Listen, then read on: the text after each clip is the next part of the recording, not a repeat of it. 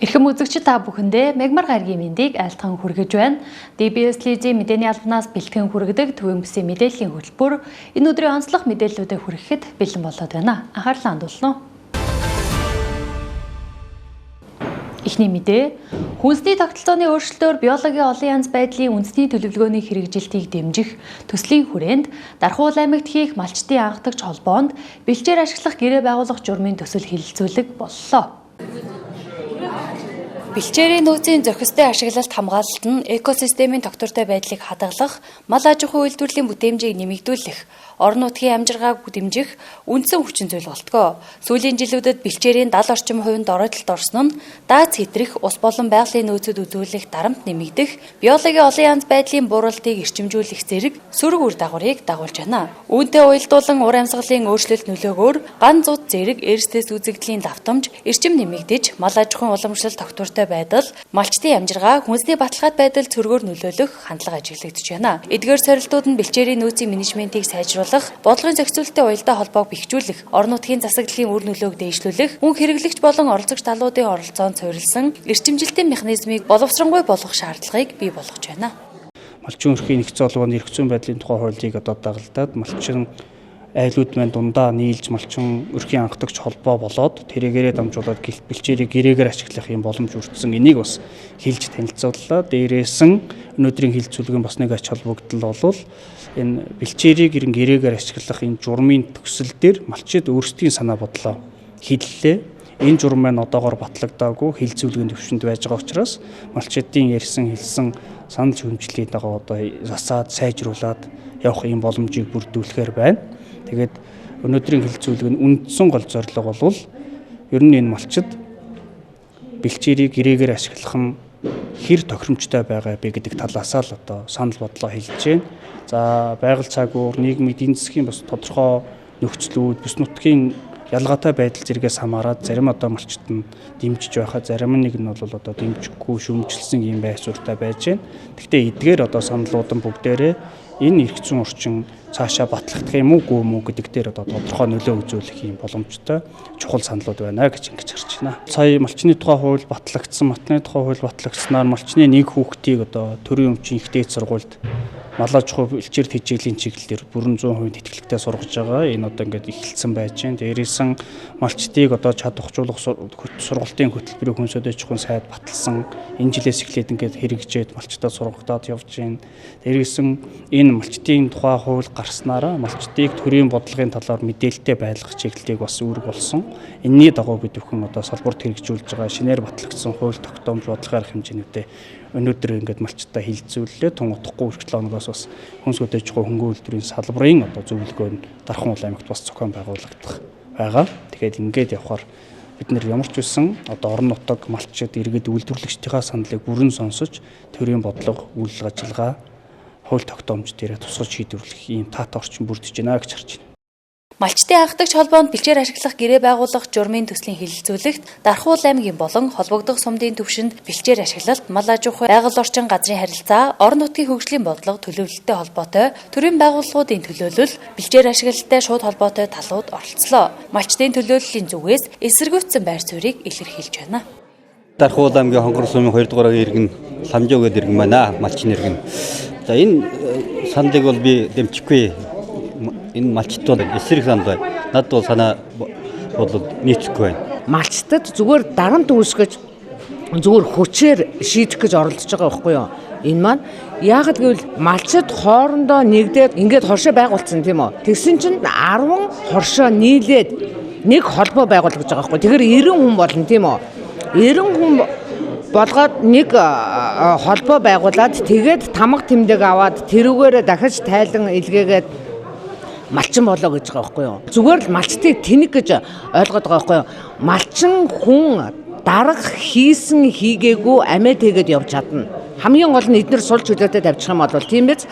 Тэгэхэд чинь чи дарга болгоод тамга ав, тэмдэг ав. Тэрүүгээр тайлан тооцоо хий гэж хэлээд байгаа байхгүй юу. Тэгэхээр энийг бол дэмжихгүй. Малчид чи одоо ингэж байгаа шүү дээ. 100 болохоор малаа таргалуулах гал бэлчээрээ хөөгөө явчихна. Тэгээд сүүгээ алдаг оног ингээд тушааж байгаа. Өвөл сүүгээ тушаа гэхэр малан ширэгчнэ. Тэгээ өвс үгөө. Тэгээд 100 гарсан нэг 5-10 литр сүүгээ үйлдвэрт өгчий гэхээр маш их холоос зөөдөг учраас тээврийн зардал өндөр тийм үү. Тээврийнхаа зардлыг нөхөх үү, сүүгээ авчиж үнгүй өгөх үү гэдэг асуудал тулгараад байгаа байхгүй юу. Энэ тал дээр нь малчтайгаа дэмжээгүй ээжж малын хөлийн татвар 1000-аас 100000 болгоно гэж байна. Тэгээд ингээд холбоо байгуулна. Энэ үнэндээ бүтэхгүй. Шууд л дээрээс нь дарамтлаж байгаа асуудал байхгүй юу энэ чинь.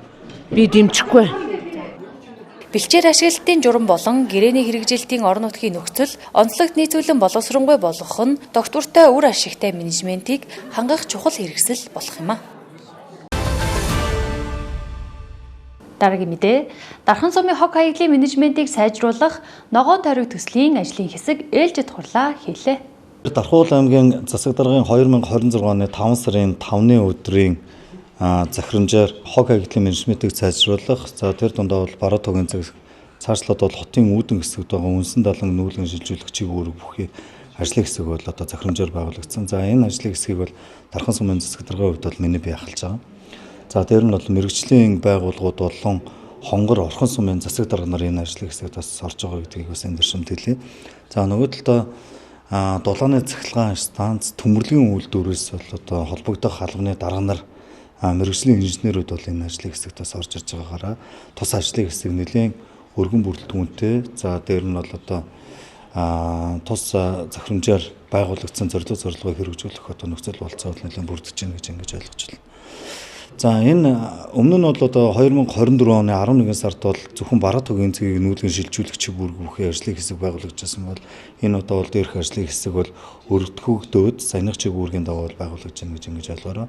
За өнөөдөр бол анхтынхаа хурлыг хийгээд бид бүхэн бол одоо яг энэ үнсэн талан болон цаашлаад энэ одоо хог хаягдал бараа тогийн цэгийг технологийн дагуу яг одоо стандартад нийцүүлж яаж одоо хэрхэн яаж одоо зөв төлөвлөж за цаашдаа бол энэ Дархан хотын нийт хүн амын эрүүл аюулгүй амьдрах орчин нөхцөлийг бүрдүүлэх вэ. Цаашлаад энэ хотын хог хаягдал менежментийг хэрхэн яаж сайжруулах вэ гэдэг тал дээр бол энэ ажлын хэсэг бол нэлээд одоо томоохон хэмжээний санал ажил гаргаж бол ингэж бол ажиллана. Ажлын хэсгийн бүрэлдэхүүн бол ялангуяа энэ хог хаягдлын чиглэлийн энэ томоохон хэмжээний цогц бодлогыг бол ногоон тойрог гэдэг энэ төслөөр дамжуулж хэрэгжүүлэхээр ингэж бол зорж байна.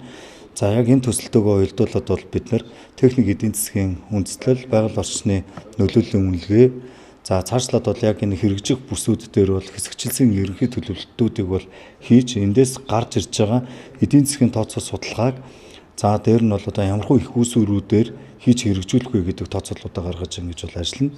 За тэгэхээр бол энэ одоо ажлын хэсгийн гол үйл ажиллагаа бол зөвхөн нэг сарын дотор ч юм уу 3 сарын дотор бол одоо ингэж зохион байгуулагдах одоо ажлыг төлөвлөж хийж байгаа юм ажлын хэсэг бол биш. За Дархан хот дахь одоо яг энэ хог хаягдлын менежментийг цаашлаад 2028 он, цаашлаад 2032 он хүртэл за ингэж бол одоо бууруулах, за зөв үр ашигтай, за анхдагч их үүсвэрээр ч гэсэн Английн алга хог хаягдлын үйлдвэрүүдийн бүсчлүүдийг бий болгох замаар за хогийг бол баялаг гэдэг одоо энэ систем рүү шилжүүлэх, цаашлаад бол саяных одоо мэдчлэн том үнсэн далан энэ одоо байгаль орчны сөрөг нөлөөллүүдийг үүсгэж байгаа иргэдийн эрүүл аюулгүй амьдрах орчин нөхцөлийг бууруулж байгаа энэ одоо сөрөг үзэгдлүүдийг ч гэсэн таслан зохицох ийм томоохон хэмжээний бодлогыг гаргаж ирэхин төлөө ажиллаж байгаа юм л ажил гэсэн. Хөтөлбөрт анхаарлаа хандуулж байгаад баярлалаа. Дараагийн мэдээ. Орон нутгийн хөгжлийн сангийн хөрөнгө оруулалтаар Дархан сумын 12 дугаар багийн 23 дугаар байрны урд 71 м урт явган хүний зам тавьж ашиглалтанд орууллаа. Дэлгэрэнгүй мэдээлэлд анхаарлаа хандуулна уу? Дархан сумын 12 дугаар баг шинэ орооллын 23 дугаар байрны орчин суугчдын 5 тухайг хангасан бүтээн байгуулалтын ажил хийгдэж дуслаа. Тус байрны иргэдээс тойргийн төлөөлөгчтэй хандан гаргасан хүсэлтийн дагуу Дархан сумын орон нутгийн хөгжлийн сангийн санхүүжилтээр 71 м урт явган хүний замыг шинээр тавьж ашиглалтанд орууллаа. Явган хүний зам стандартын дагуу хийгдэж төлөвлөлтийн хувьд орчин суугчдын хэрэгцээнд бүрэн нийцсэн байна. 12 дугаар багийн энэ 23 дугаар байрны сөөхийн одоо иргэдээс ирсэн сандлыг одоо үндэслээд энэ зам маш их эвдрэлт гэмтэлтэй байсныг одоо үндэслэж энэ сандлыг би хүлээн авч одоо Дархан сумын одоо засаг дарга тулгаад даргада тавьсны үндсэн дээрээс тулгаад даргамаа дэмжиж нийт 202.5 м квадрат 71 м одоо урт энэ зам өнөөдөр ашиглалтанд орж байна. Энэ зам маань юугаар онцлог гэж байна? Оросоос гарч ирж байгаа энэ үндсэн энэ Орос сүхчдийн замыг бол ерөнхийдөө бол холбож өгж байгаа энэ зам бол арай одоо онцлог давуу талтай болж өгч байна. Манай энэ 23 дугаар байрны оршин суугч нэлээд хүлээлттэй байсан. Олон жил хүлээсэн шүү. Эргэж байгаа юм санал их гаргадаг байсан. Харин энэ жилийн манай багийн удирдлага, орон нутгийн хөрөнгө оруулалтын газар юунууд их шуурхай хөрөнгө мөнгөний гаргаж шийдэж одоо иргэдийн саналд нийсэн сайхан замыг шуурхай чанартай сайн хийж өглөө. Иргэд бидний сэтгэл хангалуун байгаа. Би барилгын инженер хүн л дээ. Энэ барилгын цэргийн 0.60 доллараар ингэж ажилласан. Монгол улсын зөвлөх инженер. Тэгээд нэгэнт би энэ орчинд ажиллаж байгаа, хариуцж байгаа удирдлагын хувьд хийж явах явцнаас үдчихсэн. Энэ залуучуудаа энэ амраа инженертэй уулзч саналлаа зөвлөж ирсэн. Тэгээд миний санал онлын шиг сайхан хүлээж авсан. Тэгээд шуурхай хийсэн. Тэгээд би баяртай байгаа. Тэгэхээр багийн удирдлагын өмнөөс явал тэнд бас хийгээд нь шүү дээ. Уг яг хаяаны баш хараад хөө хай гэдэг бол бас болох биш. Иргэний хувьд идэвхтэй. Тодруулбал замыг зөвхөн шулуун чиглэл тавихаас гадна байрны орц руу орж гарах хэсгүүдийг тусгайлан шийдэж өгсөн нь эргээд тэр дундаа хүүхэд багчууд өндөр наснууд ая тухтай зорчих давуу талыг бүрдүүлжээ. Оршин суугчдын зүгээс өөрсдийн санал санаачилга нь бодит ажил болж орчин тойрны тогтшилт болон аюулгүй байдал сайжирсанд талархаж буйгаа илэрхийллээ. Дараагийн мэдээ орон нутгийн хөгжлийн сангийн захим санал авах үйл ажиллагаа 6 дугаар сарын 31-нд дуустал улс орон даяар үргэлжилнэ.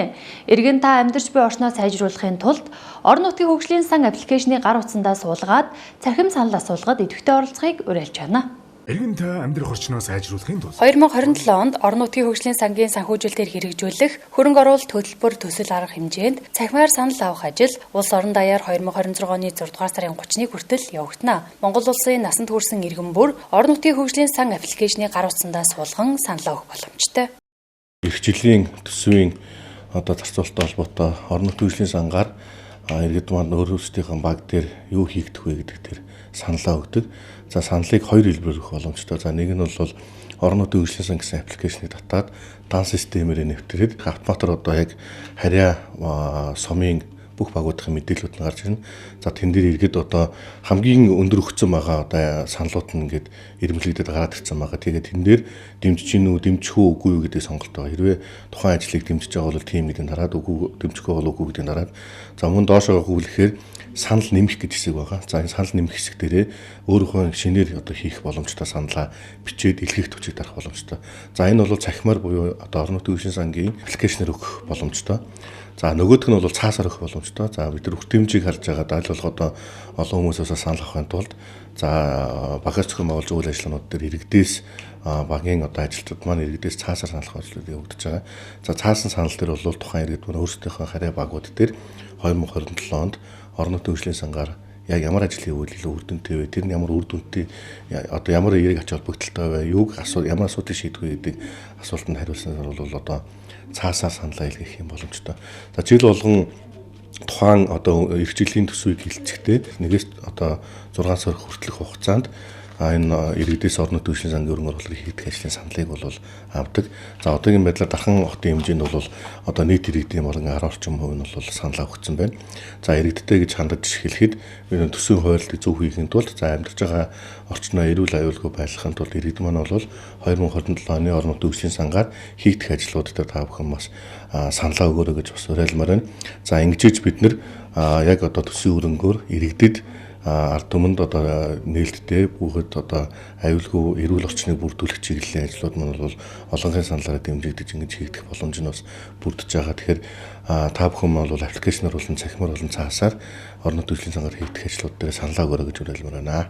За иргэд маань одоо App Store-оос орон нутгийн хөгжлийн сан гээд бичээд хайхаар орон нутгийн хөгжлийн сан гэсэн юм аппликейшн гарч ирнэ. За энэ шиг дан системээр нэвтрээд орохлоор за орон нутгийн хөгжлийн сангийн мэдээлэл болон санал өгөх гэдэг хоёр цонх гарч ирж байгаа.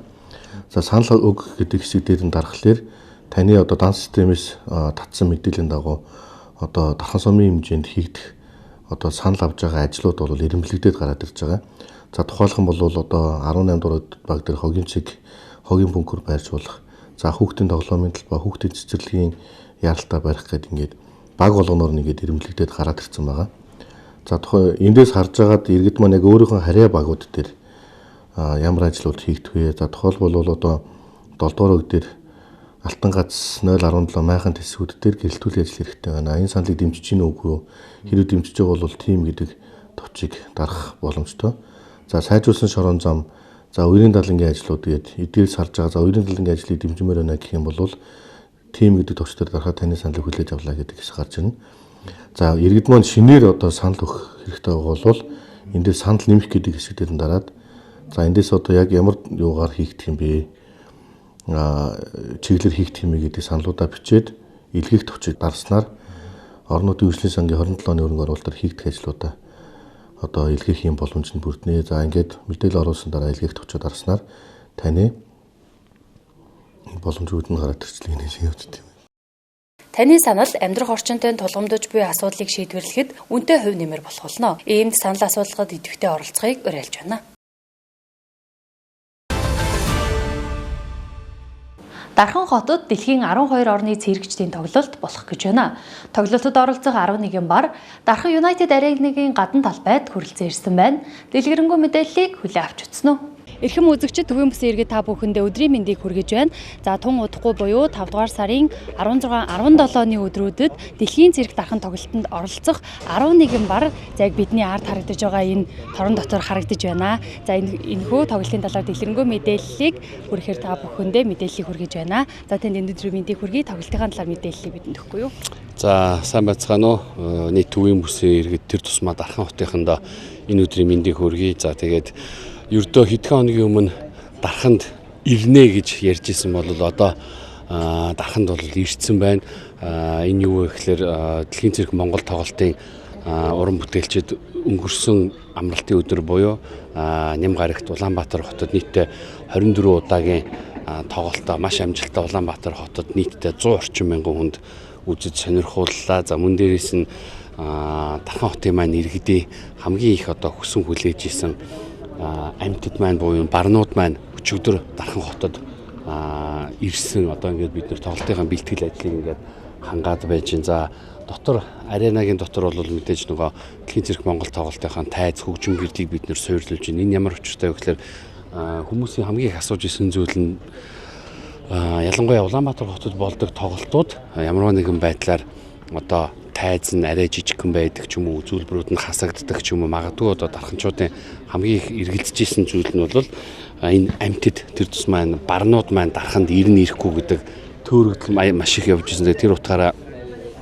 барнууд маань одоо төрүүлээд Дархан хотод ирсэн ингээд тоглолтын бэлтгэл ажлаа бид ингээд хангаад байж байна. Ирж үзэж сонирхож байгаа хүмүүсийн хувьд ямар сэтгэлдэлтэй байна? Ямар мэдрэмж төрсөн гэж хүмүүс хэлж байна? За ер нь бол энд одоо бид нар өнөөдөр өглөөнөөс хулаад барнууд маань ингээд гадаа салхилаад дээрээс нь одоо Дархан хотын иргэд маань ирээд бичлэг хийж ин зураг авч ин тэгээд ярианаас нь сонсоход ирэхгүй байх гэж бодож исэн чинь ирдсэн байна гэдэг үгийг айгүй их сонс. Ягаад тэгэхээр үнэхэрийн одоо дарханчууд маань бас нэг сэтгэл гундуу явсан байдгийн байлаа.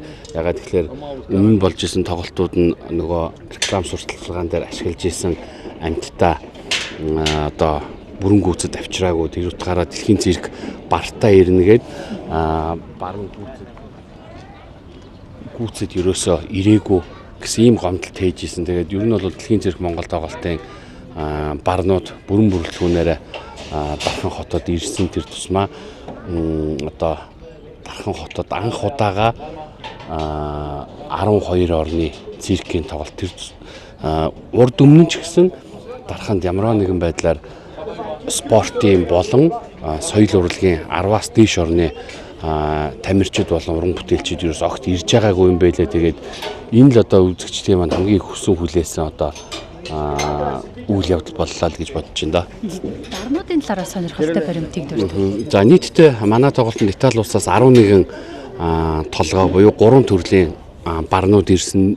Үүнээс 7 бар нь бидний хамгийн сайн мэдэх одоо бор ирээ барнууд байгаа. Мөн дээрээс нь 2 цагаан бар байгаа, 2 алтан бар байгаа. Тэгээд барнууд маань ч гэсэн үзэгчдийн маань одоо хамгийн ихний сэтгэл хөдлөл өгөхлөөр ямар том юм, ямар сүртэй, ямар гоё өнгөлөг ингэж үзэгчд бол үнэлж байна. Энэ ямар учиртай вэ гэхээр циркийн барнууд бол магадгүй бусад зоопаркд байдаг барнаас илүү урт насалдаг гэсэн ийм судалгаа байдаг. Ягаад гэхээр эдгээр амьтад маань бүгд одоо улиралдаа хагас жилдээ нэг удаа нөгөө зайлшгүй хийгддэг одоо вакцин те янз бүрийн одоо халдвар төрчнөөс урьдчилан сэргийлэх витамин байдаг юм уу бүхэл төрлийн одоо асаргаа сувилгааны ажил бол хийгддэг учраас өнгө зүсний юм сайн харагдаж байгаа. Дээрээс нь циркийн тоглолтод оролцож байгаа амьтад хэдий ч нэ өнгөлөг байна, хэдий ч нэ сорлог байна гэдэг маань тэдгээрийн одоо ууж байгаа ус, идж байгаа хоол хүнстэй шууд утгаараа холбоотой. Тийм учраас одоо циркийн амьтад илүү өнгө зүс сайтай, илүү одоо ирч хүчтэй ийм байдаг. Эдгээр барнууд маань хизээг хүртэл гадаа үзэгчдэд нээлттэй хөлөө. За ер нь бол яг дотор бэлтгэл ажил хангагдаж байгаа. Тэгээд ер нь одоо гадаа дулаахан байгаа учраас дотор магадгүй бүх чимчигтэй газар гэдэг байснаас энэ яг энэ зориултын торын засаад бид нар ингээд гадаа ил байлгаж байгаа. Ер нь дулааны үйлрэлд бол зөвхөн Монголд ингээд байгаад байгаа биш. Бусад гадаадын орнуудаар аялан тоглохдоо ч гэсэн ингээд үзэгчдэд илүү тод нээлттэй. Зөвхөн одоо циркийн тоглолтыг үзээд явхад тэр нэг 15-20 минутын хугацаанд биш магадгүй одоо Дархан хотын орсон суугч маань ирээд ингээд хамгийн гол нь өөрсдөө аюулгүй байдлыг анхаарал ингээд зураг аваад бичлэг хийгээд ингээд явах бол нээлттэй байж байгаа.